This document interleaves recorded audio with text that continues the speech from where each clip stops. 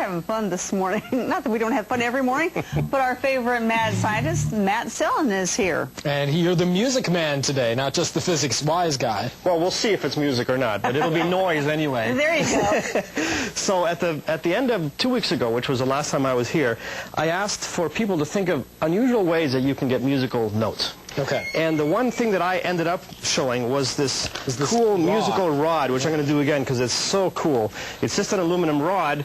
I put some rosin on my fingers, and it's painfully loud. And it's interesting because what this thing does is it actually vibrates this way. It's getting longer and shorter at a very high frequency, about a few thousand times per second when I get that vibration going. So what happens is everything has a natural frequency that it likes to vibrate at. Okay. So this thing likes to vibrate at a few thousand hertz.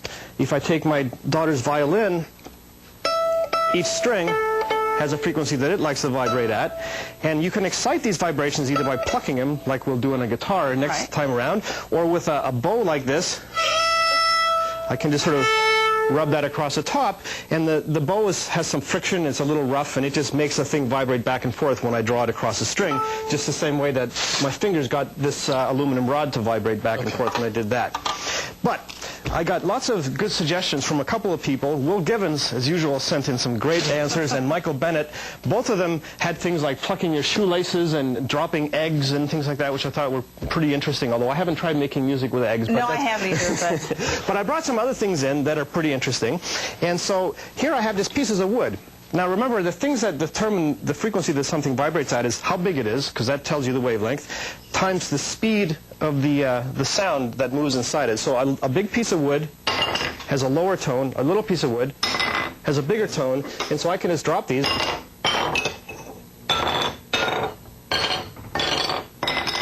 Do, re, mi, fa, sol. Cool. And so, yeah, so that's pieces of wood. I have a steam whistle here, and a steam whistle, well, a blow whistle. What I'm doing is I'm shoving this rod in and out, and I'm making the cavity inside short, small for a high frequency, and I'm making the cavity inside longer for a low frequency. And here I have some plastic tubes, and these are actually head instruments. You want to demonstrate those, Matt? Not really, but okay. I guess get my credibility. Okay, here we go. So you're supposed to hear that's higher. That's right. That's a D and that's a C. Come on, Gabe, let's try it. Okay. And here, and that one's higher. And here, of course, is G. Compared to? That's right. Okay. Here, Robert. Where's Robert in this segment when we need it? And the interesting thing is, you can actually, if you take a little cap and you cover up the end, you bring it down by a whole octave. Wow. Because what you do is you double the wavelength of the wave that's excited by making the one end fixed instead of having the one end it has to go down and up?